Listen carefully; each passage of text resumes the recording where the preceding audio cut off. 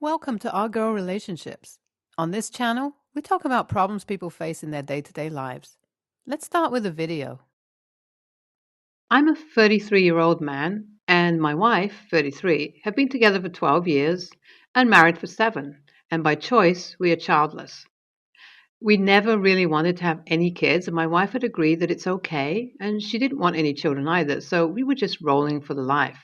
We traveled, we explored places, made money together, and made a lot of love by this point in every city of the USA.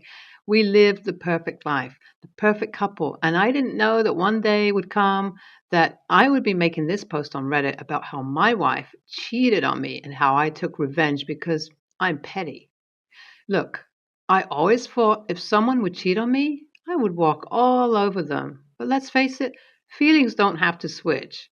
It hurts like bitch and completely sucks when you give someone so much out of your life and they just walk all over you.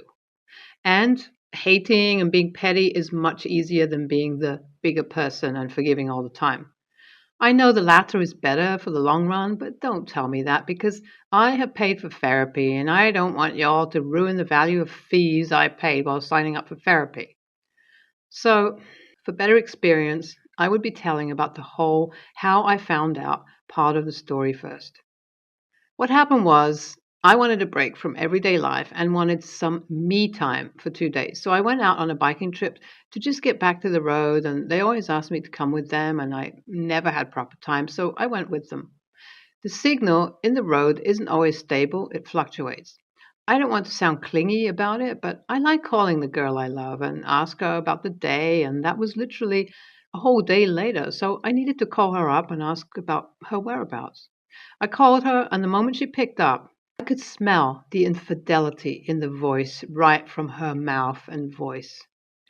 I could hear all those small noises that guy made in the background, and honestly, speaking to her at that point seemed like they were just getting into it and just prepping themselves.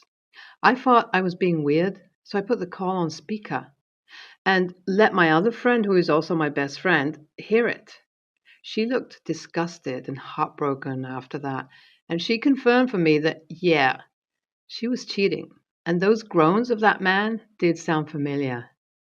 I thought so too, and we both knew what the hell was actually going on, so her husband and my wife were screwing each other while we were just having a midlife crisis.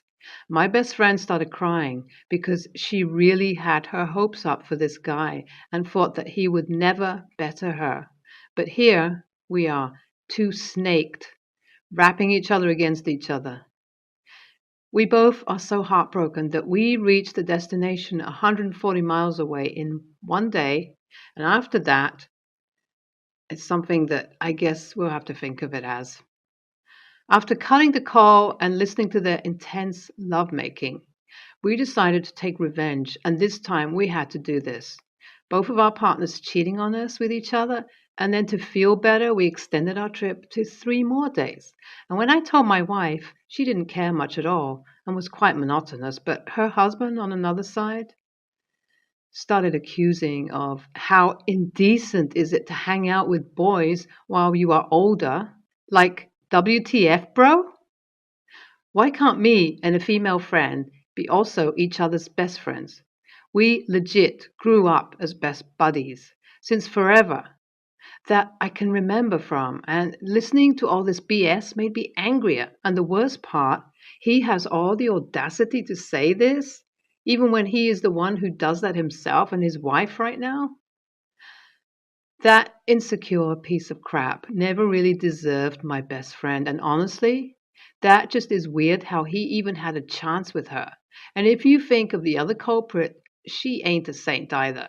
She is equally vile, and nothing will happen in our lives like before anymore.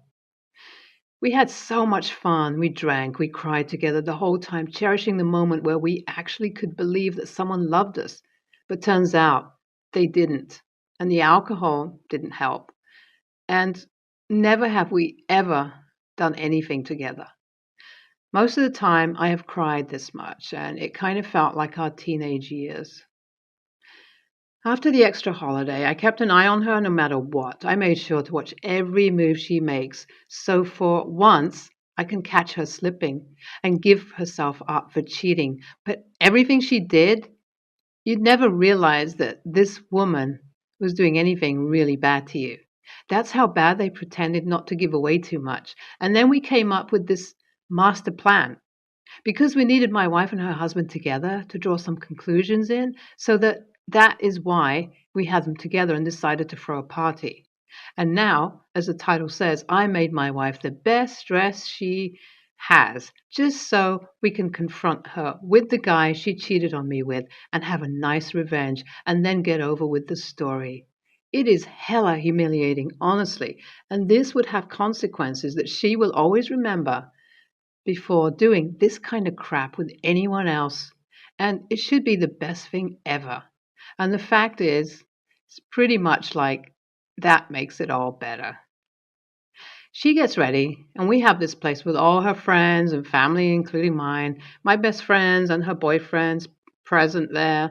It was like all a celebration, and the rumor was that my best friend had an announcement to make. So basically, everyone thought that she was expecting a child. And then, when the party was starting to be nice, my best friend took the mic and started addressing the audience and told them about our friendship and how amazing our partners were, and then asked me to get her the envelope. Everyone was concerned when it was my name she called out and not her boyfriend's. And after I go there, we together announce how they both have been cheating on us with each other. Then the look on their faces. The guy wanted to leave, but the doors were closed. So he started throwing hands on everyone who was near the door, and it was a mess right there.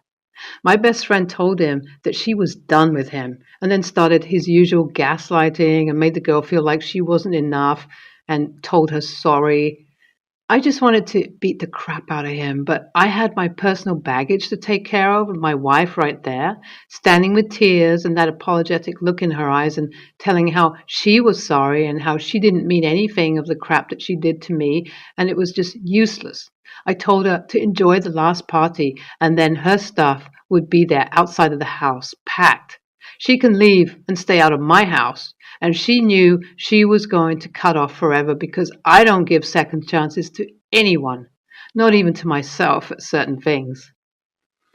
They both left. And then the family and friends who sided with them also left soon after them. The others told us how they felt for us and gave their wishes and danced the night away with us. We both were hurt, but just had fun anyways, because hell, if they aren't worth it anyways.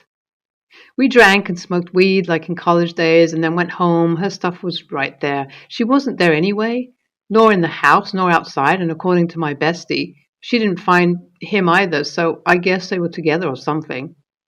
The next morning, I found a sorry letter and all the stuff was gone.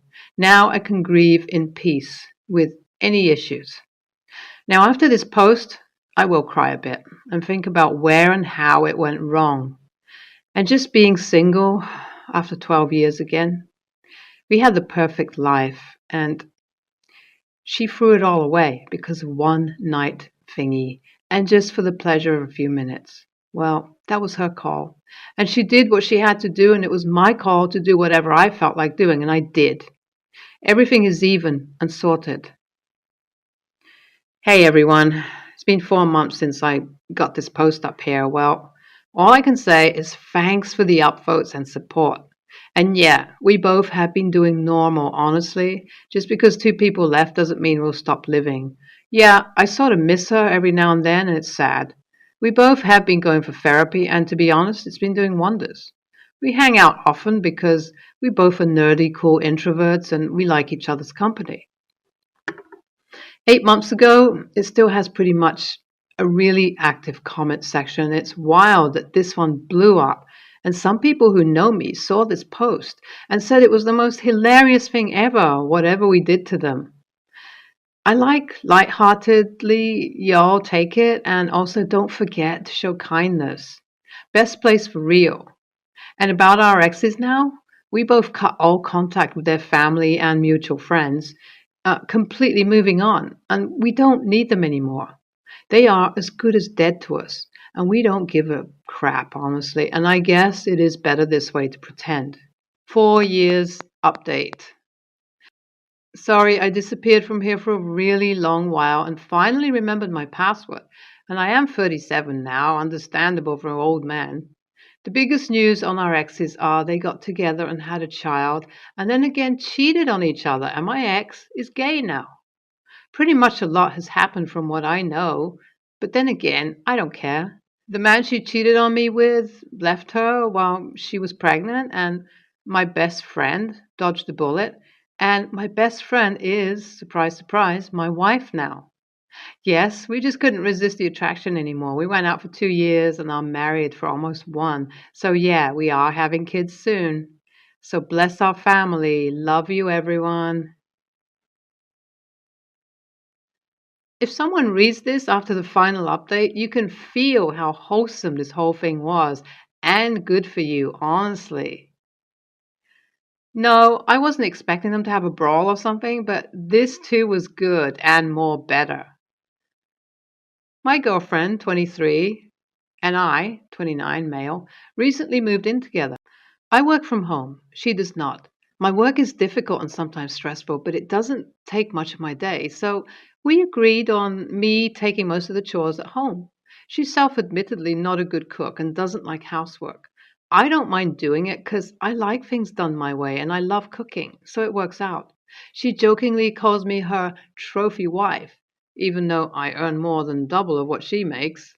Her work is really stressful, frontline health work, so sometimes she's a bit mean when she doesn't mean to.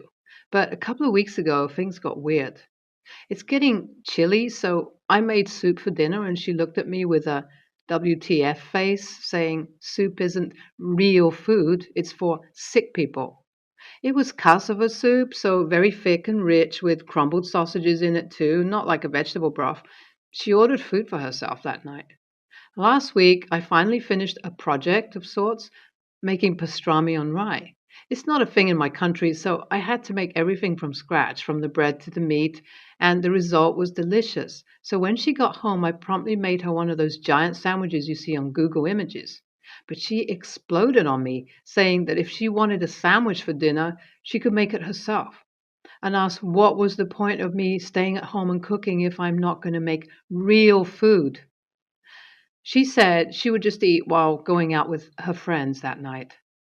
Last weekend, she brought her friends home for a meetup. I don't mind hosting them because our house is nicer and bigger. I pay most of the rent too. And they also appreciate my cooking.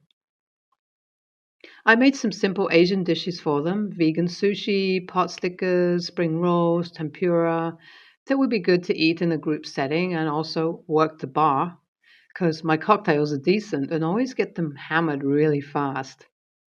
She joked about me cooking real food, and her friends laughed. Apparently, she had already complained to them about my cooking. She then went on to say that we should give polyamory a shot, because that way she could get a new trophy wife who could cook real food. And so I said, is the new member of the polycule going to pay me? Being your trophy wife and not even getting paid for it is hard. And I laughed. Apparently, the joke wasn't taken well because their moods instantly went sour. Not even 20 minutes later, they left for a bar without inviting me.